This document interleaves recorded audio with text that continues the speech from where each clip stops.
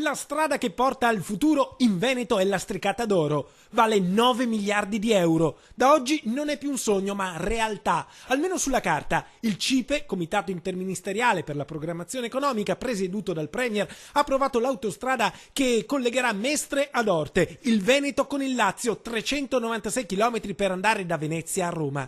La prima tappa è Ravenna, con una dorsale che unirà il nord-est all'Emilia-Romagna. Nasce la nuova Romea, pronta entro il 2021. L'annuncio viene lanciato per telefono dall'assessore regionale Renato Chisso, che esulta da Roma all'uscita della riunione con i ministri economici che compongono il CIPE. È stato approvato il progetto preliminare di tutta l'arteria, quindi da Civitavecchia, da Orte fino a Mestre, ed è stato approvato il meccanismo della defiscalizzazione. Questo significa che su 9 miliardi, che è il valore complessivo dell'arteria, l'intervento pubblico di 1 miliardo non verrà erogato da Roma, ma sostituito con la defiscalizzazione dell'opera, che verrà costruita in project financing.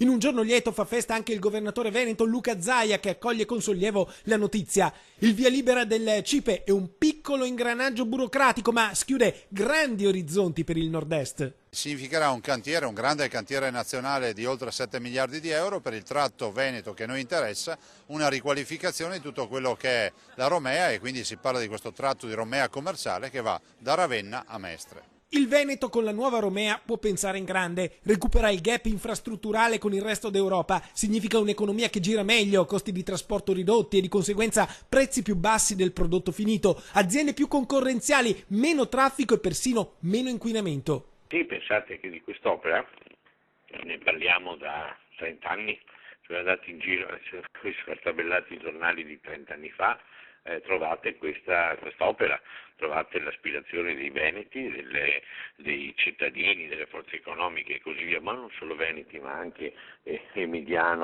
emiliano-romagnoli di questa arteria. E poi finalmente è arrivata, è un'opera nazionale. Adesso che la chiave politica ha girato nella serratura della burocrazia e ha aperto la porta al futuro, bisogna passare dalle parole ai fatti. L'opera, che costerà 9 miliardi di euro, 10 volte il valore del passante di Mestre, dovrà essere pronta per il 2021. Il meno è fatto, resta il più.